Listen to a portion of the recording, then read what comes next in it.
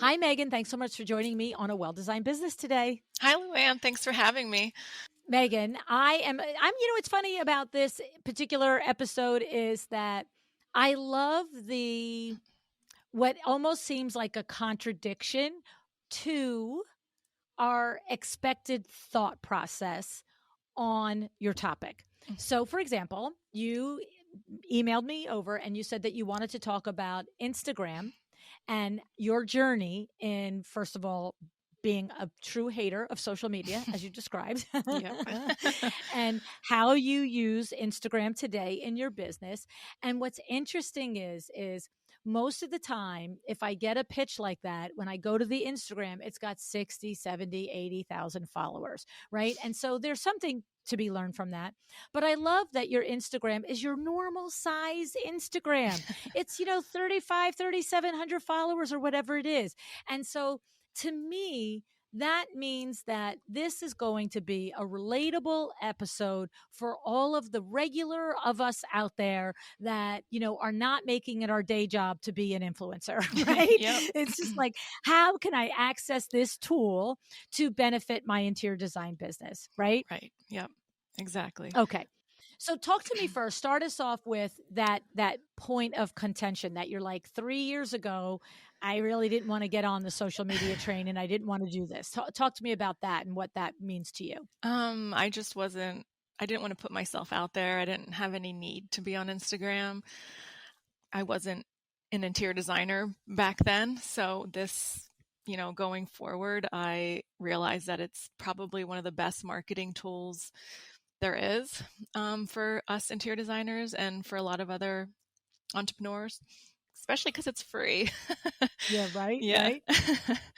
So now, I know it's funny because everybody knows we have a little off-air chat before we get started. So this is your second career, but you did also study interior design. So talk about your first career and what that transition was, and where did you go, and what does study interior design mean for you?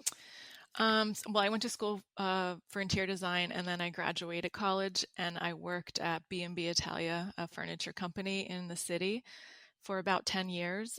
So I had a lot of knowledge of like furniture and then working with actual designers. So I kind of knew what I wanted to do and what I didn't want to do, which taught me a lot. I don't even know if Instagram was big 4 years ago anyway, but and then I had my child, my baby, who's 5 now. He'll be 6 in November, and I started my own business because I couldn't be a stay-at-home mom anymore. So you didn't want to travel back and forth into the city No. any longer, and you also didn't want to just be at home being a mom. Right, correct. Yes. I have such creative energy that I needed to help people with their homes.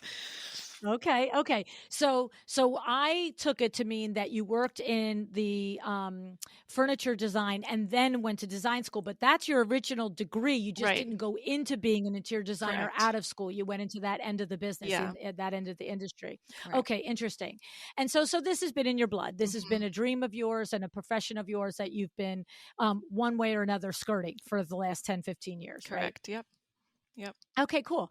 Okay. And so now the necessity comes. We're at home with our baby and we're saying, yeah, no, I'm not cut out for this. Okay. Love being a mom probably, Yeah. but not like 90, 24/7, Yeah, right? correct. Yes. It's hard. It is. And those of us that have had that experience, we get it. I know that there's many others out there that have their baby and they're like, yeah, I could just do this. I don't really need to go back to work. And if my finances didn't require it, I would be happy. But there's others of us like they're like, not for me. No, right. yeah. I mean, yeah, I love them, but in small doses. Yeah. Yeah. I always found, Megan, that I always showed up as a better mother Yeah.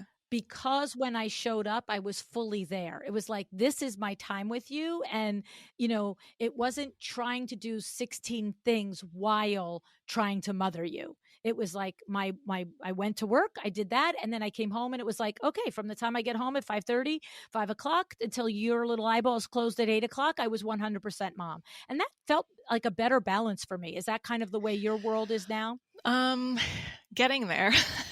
I Getting come home there. at 4:30 and I still have emails and stuff to do, but then after dinner is my time to be with them. So Mm. still Okay. working on Okay. that. Yeah, well, and of course it was easier for me because when I was raising my kids, there was no computer, Yeah. there was no email, there was no phone. And when you walked out the door, you were out. Hmm. And I have to say, there have been a lot of, really wonderful things that technology has brought us. But I know that that was a benefit to the moms of my generation. Yeah. We were unplugged from the office, period, end of discussion. Yeah. You know, you didn't give your home number out to a customer for crying out loud Yeah. like that. Like they didn't even ask you for it. Yeah. That wasn't even on the table. Yeah. You know what I'm saying? And there was no cell phone or texting or emailing. It was see you the next day. We're closed, actually, and that means something. Yeah. I guess it's not really like that anymore.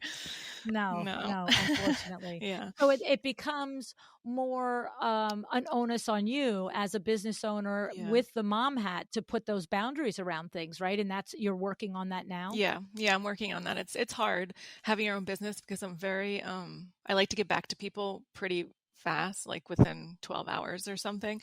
So Mm, when I'm with my kids, I'm trying not to do my phone, but like it's kind of there. yeah. But I need to work on that. Yeah. Yeah, yeah, yeah. You'll. I mean, I would just say to you, find what works for you, but strive for it. Yeah. You won't regret it. Yeah. You won't regret it. You're not going to say, in 10 years from now, I wish I did 3 more emails. As trite as that sounds, Yeah. it's the Yeah. truth. You know what I mean? Actually. So okay. So now we're going to talk about Instagram. So now you open up your interior design firm. You recognize Instagram for the potential value that it has, but personally, you're really not very called to share your life and your happenings on Instagram. So what happens there, Megan? What's the switch? Well, I didn't have any photos to post at first, so I had my house photographed, and then I started posting those. And then really how I got known, I guess, or people who knew who I was, I went on Facebook and went into every single mom's groups and was like, "Hi, I'm a new interior designer in town." And this was probably going on for 6 months, and then people started contacting me, and that's how I generated business to begin with. And then I really started doing Instagram because then I had projects, and then I had photo shoots, and then I could post like really great pictures on there. My biggest thing is like professional photography on Mm. Instagram. Well, your iPhone can do it too, but um, that's a whole nother level. But yeah, so I just kind of got into it, and now I'm kind of addicted to it. But so take us to that beginning. So there's somebody listening that's like, I'm just starting my interior mhm, design firm now. Wait, you went into the Facebook groups. yes, So talk about what are we talking about? Like the moms group in yeah. Chatham or the whatever. What did you So do? I joined like every single mom's group probably within 20 miles of Chatham, and they have certain like times of the week and days that you can post your business. So for example, like one of them was post every Monday your business. So every single Monday I have like a calendar. Every Monday I would post my business, or one other one every Sunday I would post my business. And I did this for like 6 months or so. Yeah, that was really how I started, getting business. Interesting. Yeah. And so I didn't realize. So if you're living in Chatham, for example, the moms group in Florham Park or Mhm. Morristown allows you to join. It's They not just did. open to those. Yeah, Isn't that you have to like interesting? answer some questions, but they did. Yeah. Okay. Okay. So you use this as a legitimate tactical strategy. Yeah. It wasn't like, oh, because here's what I hear all the time. Oh, I tried joining the groups and getting business from it, but it didn't work. And then I usually say, and what did you actually do? Well, I joined. Oh, good for you. You Yeah. joined. Yay. You have to do something. Exactly. And Exactly. then when moms like ask in the Facebook group, "Oh, I'm looking for an interior designer," I'd be like on top of that. I'd be like the first person Dang to it. post. I'm Yeah. here. That's So, it. yeah. And when you say, like, for example, like if Chatham is like, you can post your business every Monday and Randolph is you can post it Mhm. every Tuesday. For, legitimate, like, I know somebody listening is like, wait, do you do it every Monday? Like, did Mhm. you do it every Monday or did you do it once a month Monday? Like, how often did you do it in each group that it was allowed I would in the beginning? in the beginning, probably every Monday or every other Monday, um, because once people see your name repetitively, they remember you. Right. So, yeah. I love that because you know what? I guarantee you somebody would think to themselves, I can't do it every Monday. That's weird. And people are going to think whatever. But not everybody is in the group every single week. Right. And, if you're not going to tell people about your business, who is, Right. right? Yeah. You have to get out there Okay. somehow. Yes, yes. So I love that. And then, I love the idea of having the spreadsheet Yeah. of this town is this day and this Yeah. town is that day. And then, of course, I'm also imagining you had to set your phone for the notification. So if Yep. somebody did ask a question, you could see, oh, it has to do with design, right? Absolutely. I would scroll like crazy, and then I would even messenger the person. I would Ah, good messenger for the you. person, say, "Hey, I just sent you a message, or I just commented on your post on Facebook. I just wanted to introduce myself." And people, they liked it because it was easier Yes. for them to see. 100%. Yeah. That's the thing. You were making, it's funny because, look, you've listened to the show. I hmm met you at Window Works and so forth. You know that I'm into sales and the process of sales. And the thing is that we know that there are there is a knee jerk reaction which can happen internally, which is, oh, that's a little weird. I'm putting myself out there too much. Like I shouldn't, put it in the post and DM the person, blah, blah, blah. But the reality is from the other side. This person has come in and said, I'm in search of an interior designer. hmm So anything that you can do to make it easier for that person to connect with you, you're doing that person a service, right, Megan? Correct. Yeah. I mean, so when I worked at B&B Italia, I was in sales too, so I have a little bit Ah, of there you go. a little bit of that. Yeah. Good, good, good. Yeah. That's what we call here on the show an Eric Award transferable skill, right? Like you. Yeah, yeah, you have to sell yourself. That's like to be an entrepreneur and interior designer, you really have to, you can't just sit back, nothing's gonna happen. No, right. It doesn't come like they don't come knocking through the door saying, you look amazing. Your Yeah, designs are amazing, right? yeah. Okay. So I love this strategy. And then what happens is it's in the beginning, it's the one project, then that one project turns into a referral to another project. And the next thing you know, Yep. we're off to the races, right? Yep, exactly. Actually, the next thing you know, COVID hit, so which, kind knock I mean, helped many interior designers, but Yeah. Yeah. sad Yeah. as it was, That's yeah. Yeah. Oh, no, 100%. I mean, there's the reality of the tragedy of COVID, but there's also the reality of the boom to our industry. There's Yeah, no denying either side of that coin, right. right? They're both are valid statements. Okay. So you start to build your business. You called out that professional and photography was an investment you made from the Mhm. beginning, starting with your own home. Right. I'm curious, do you use Raquel or Mike, any of the local photographers that I know? They've reached out to me. I use Megan Balcom. She's in Oh, Princeton area, but she's been hmm, my photographer for 3 years maybe. So nice. yeah, she's great. Okay, I have never heard of her or met her Yeah, before, so she's that's she's really easy to interesting. work with. We get along really well, which is And how do you say her relationships. last name again? Balcom, Balcom.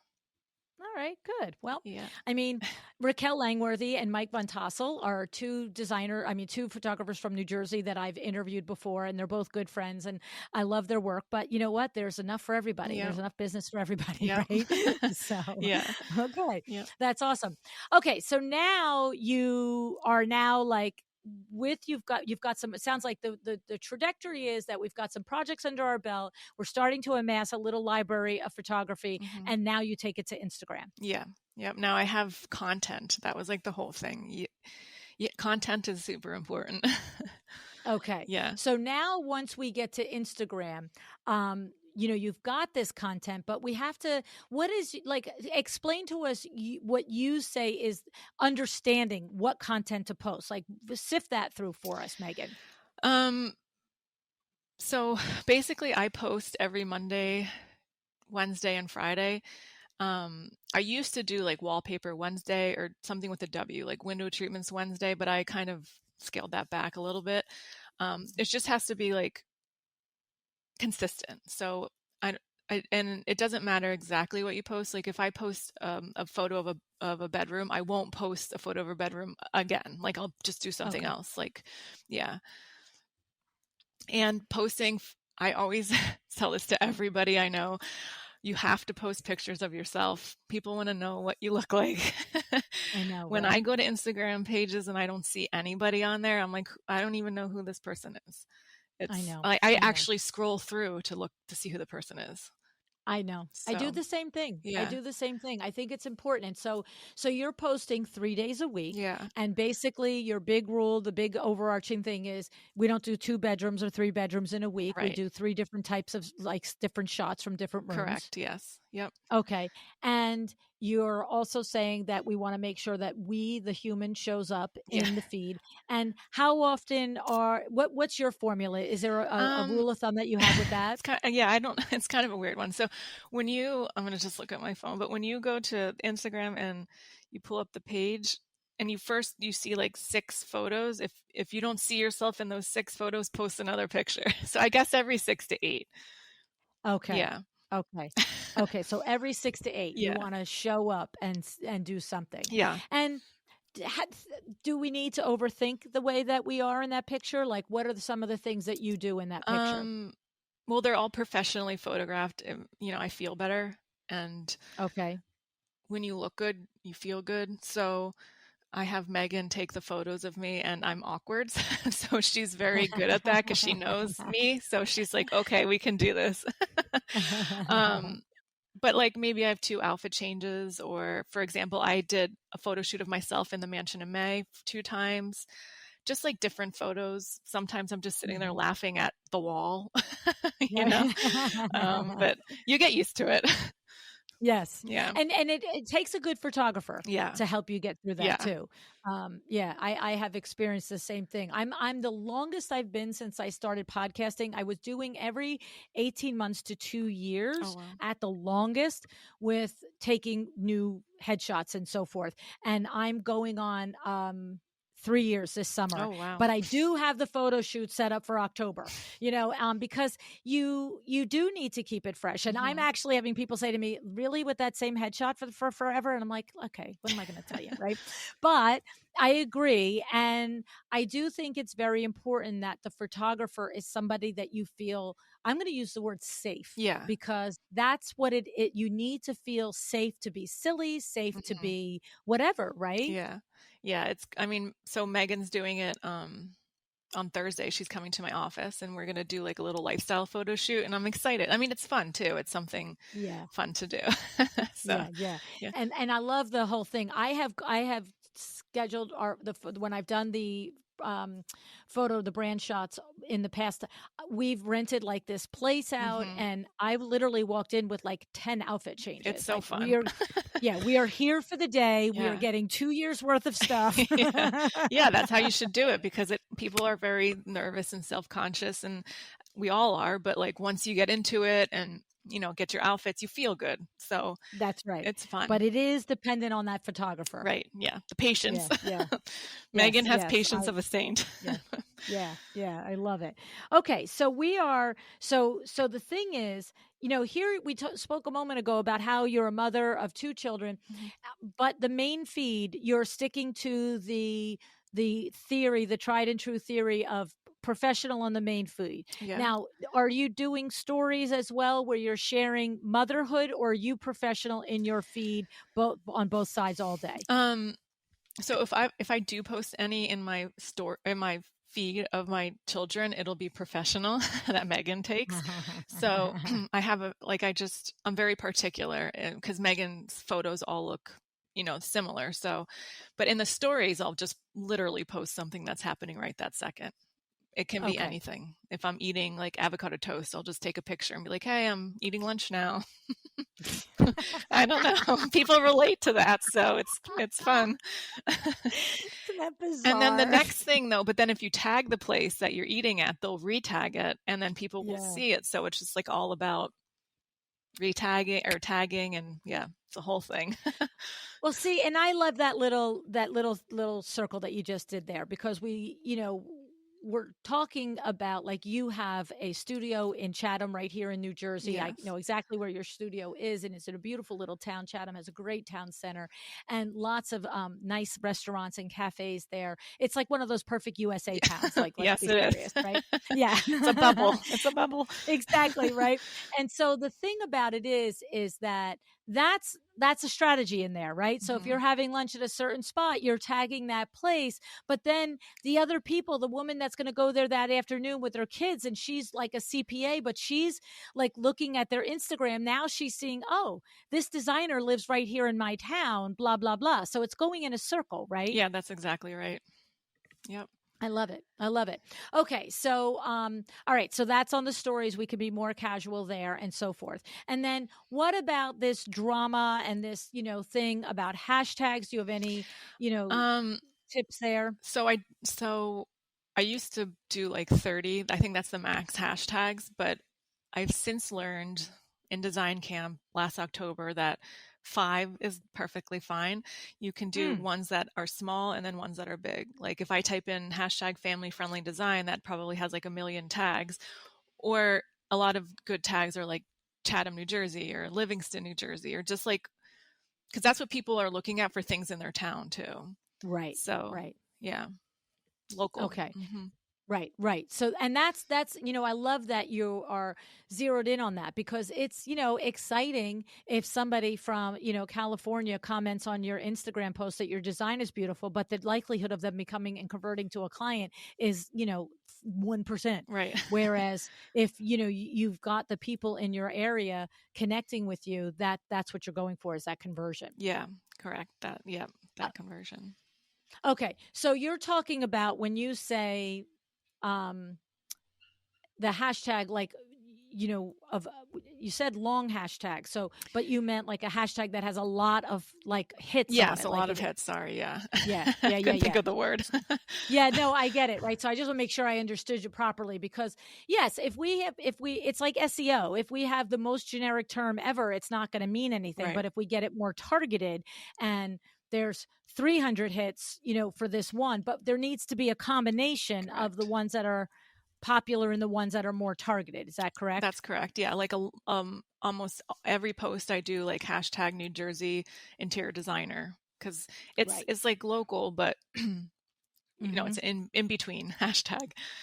Yeah. Well, and because, like, listen, by the way, that is how a consumer is going to find you. A consumer isn't going to go on Instagram and say interior designer. They're going to say interior designer New Jersey, interior designer, San Diego's, interior designer Chicago, because they want to find somebody next to them. So it makes perfect sense to Yeah. want to do that, right? Well, now that I'm one of the interviews you had, I can't remember who it was, but it was also about interior. Oh, who was it?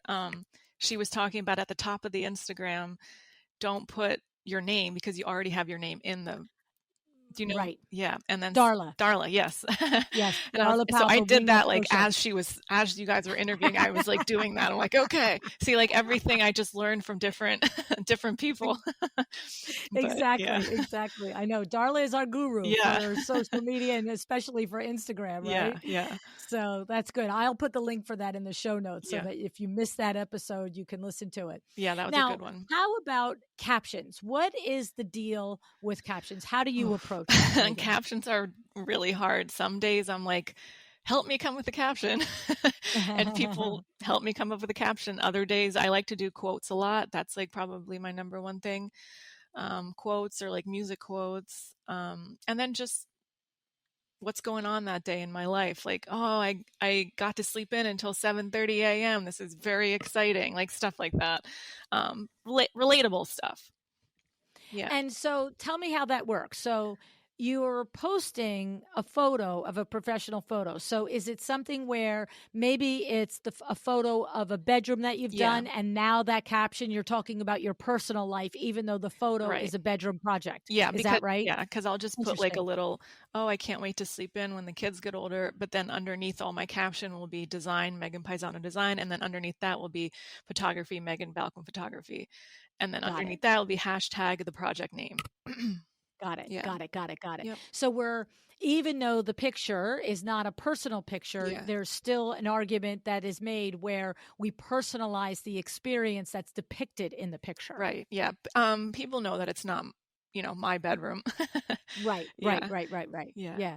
So that's interesting. Yeah. That's a nice tactic. I wasn't aware. I guess I probably have been passively aware of it. Yeah. You know what I mean? But Yeah. not thought of it outwardly, right? Yeah.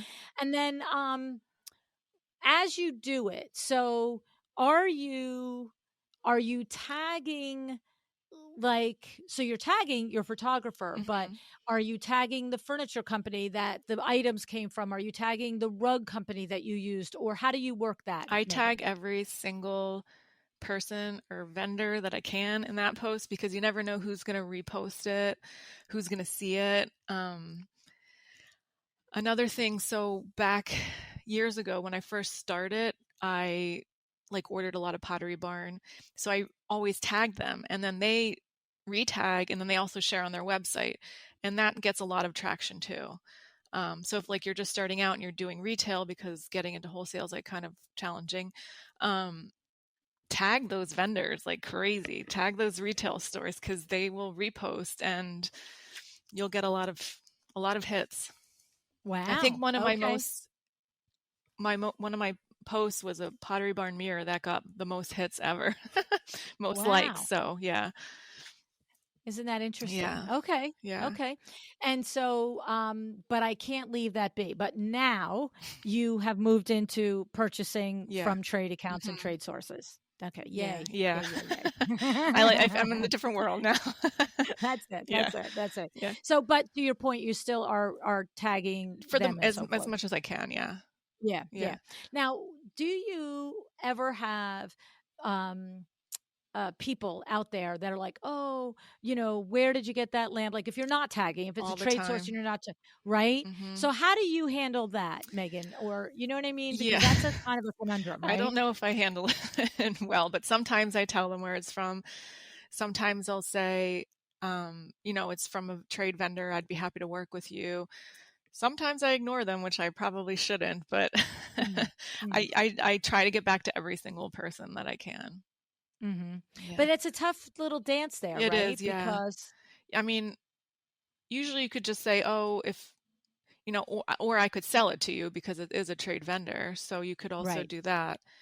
right. Um, but yeah, there's a few ways you can handle that. Yeah. And the funny thing is, what's interesting is like, me, Megan, I'm constantly using the silly restaurant Yeah. analogies, right? Yep. um, the thing is that and I just did. I'm like, that could be tricky, right? That's a silly little thing in there that you have to deal with. But the reality is that if somebody were a 5-star chef at a restaurant and they posted a meal, even if somebody said, "Oh, where did you buy that filet mignon?" They're not going to be like, "This is the butcher I go to."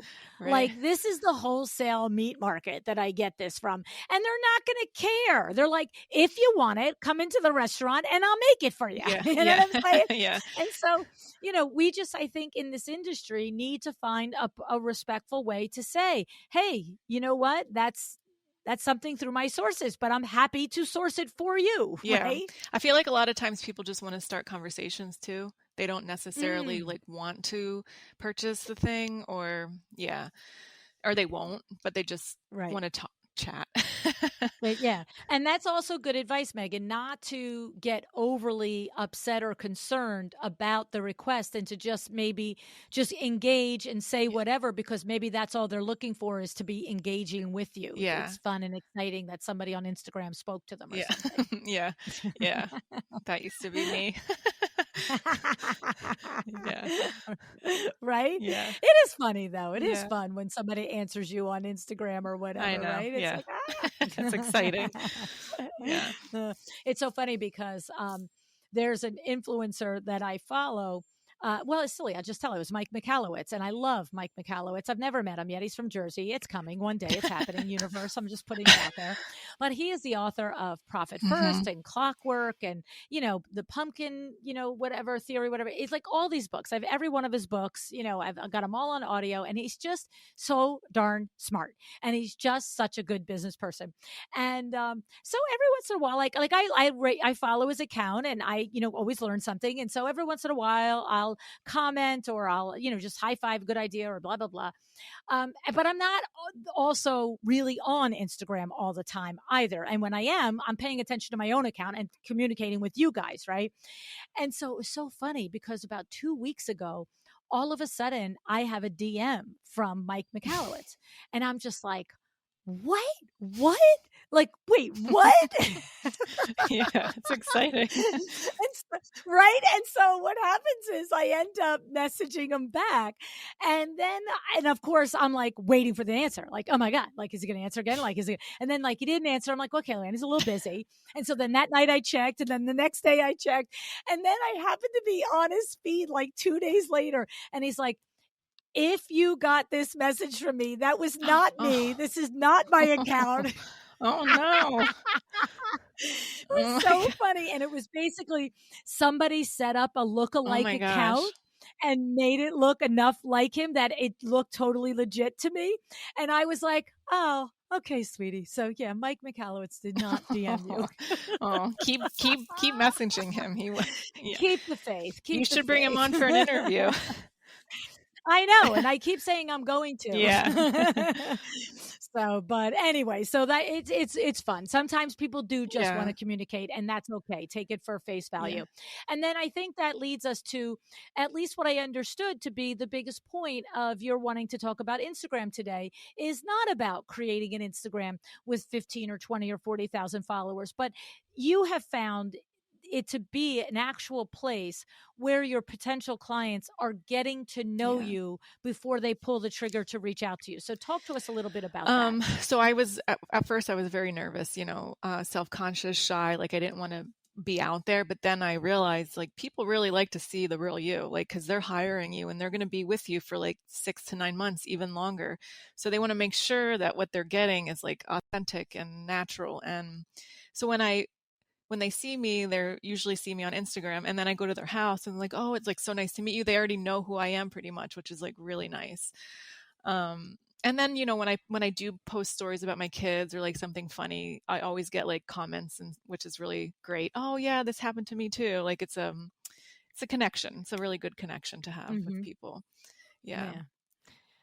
Coming from your background in sales, it's from a technical standpoint, taking cold leads to warm leads, Yeah, right? because they see me, yeah, they see me active, and Yeah. I'm It's legit. like taking well, yeah, it's not only are you legit, like a legitimate business, and they know that what you're doing and you're showing up and talking about is what what you're saying is true, but it's taking it from just a name and a website to a Yeah, human. And so when they even though the first time they reach out to you, it's technically a cold lead, it actually is functioning like a warm lead because the relationship is already right. begun, Yeah, right? so if they do reach out to me through Instagram, I have a whole process. They have to go to my website, fill out my form, and then I send them information. So yeah, that's pretty much.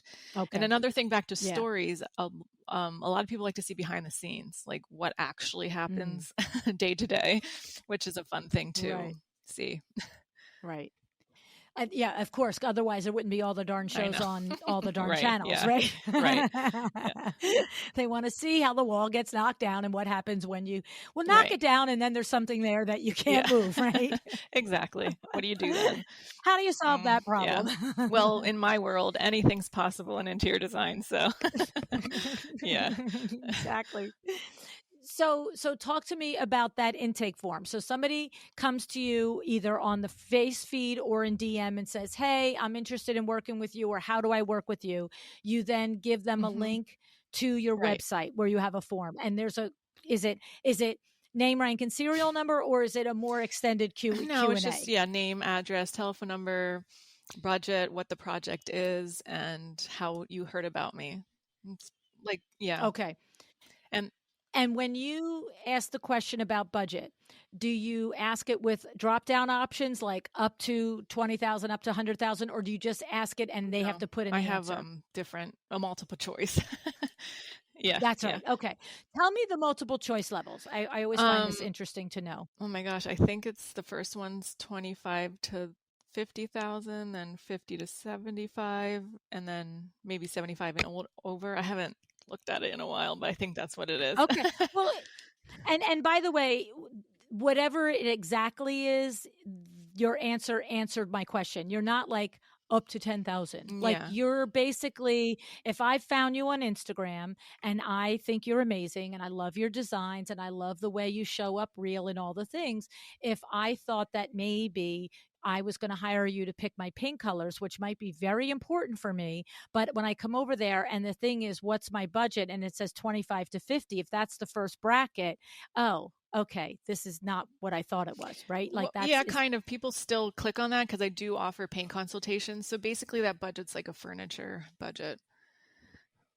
Yeah, okay, that's yeah, interesting. I didn't know that you offer yeah. paint consultations. So how do I know that if I come to your website for the first time? Because if I don't know that and that's what I wanted, I would be like, "Oh, yeah, I'm not spending $25,000 to ever pick my There's paint." so on my website, there's services. So paint consultation is one of Ah, them, and on the question and on the form, there is paint consultation, window treatment consultation, a renovation, all those things.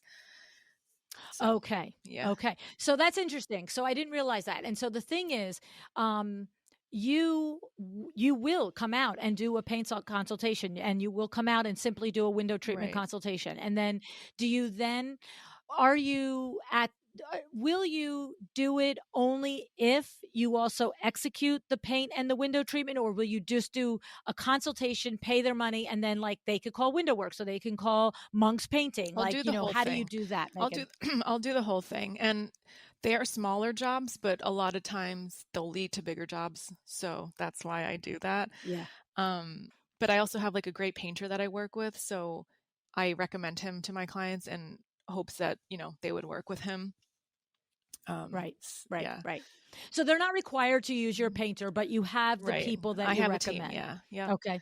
Yep. I love it. I love it. And then, and the thing is, I agree with you. That's no different than us at Window Works. If you say, you have, a brand new home in Short Hills or Chatham with 40 windows and you want it all motorized, yeah, we're running with Yeah. bells on. But if you say, I need a blind in my den, Yeah. we're coming for that Yeah. too.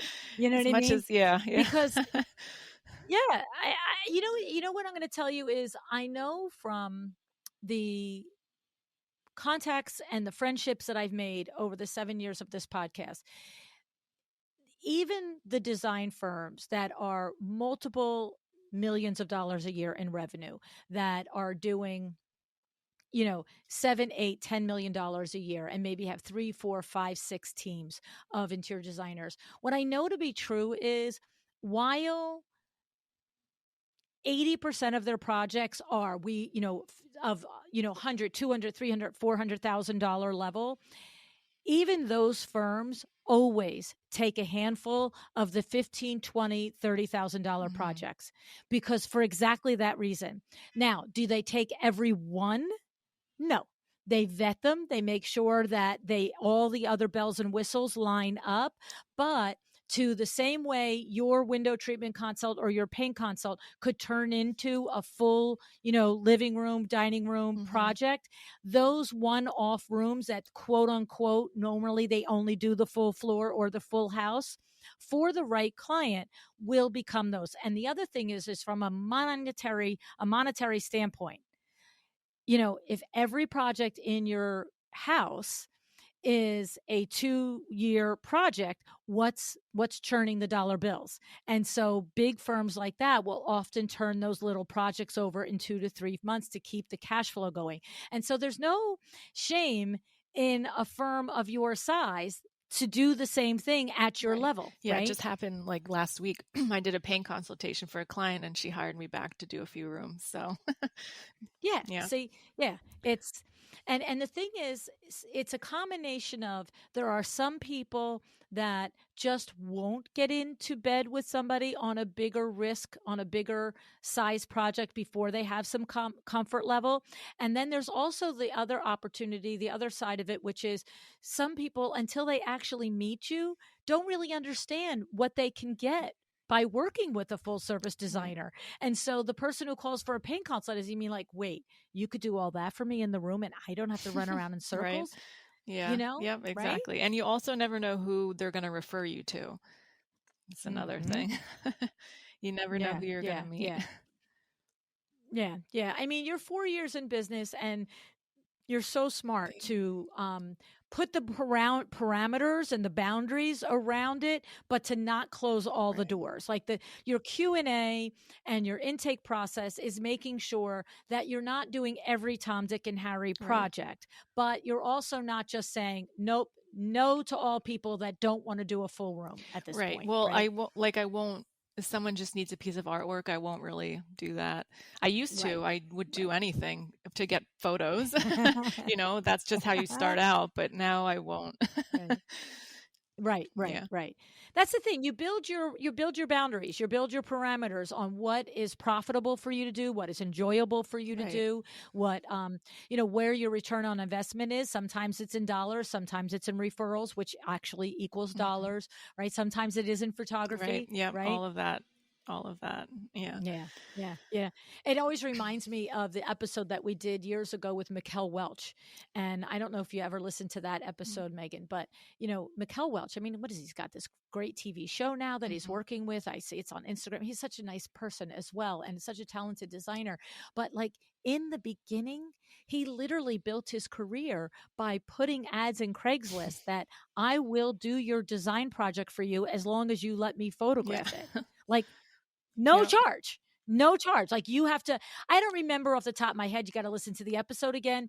Did he require them to make a certain investment so that he knew that the project was going to have some level of Yeah. elevatedness to it? Yeah. Is that a word?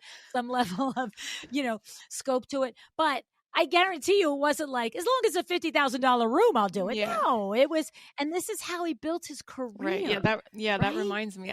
I did, I think, a few friends' homes for free or like next to nothing just so I could get it photographed. Just so I could get Yeah, something yeah. out there. Yeah. That's right. That's right.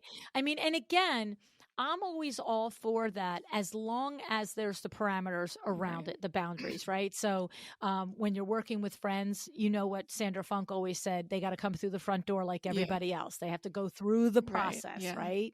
Yeah. So you might be giving away your services to them.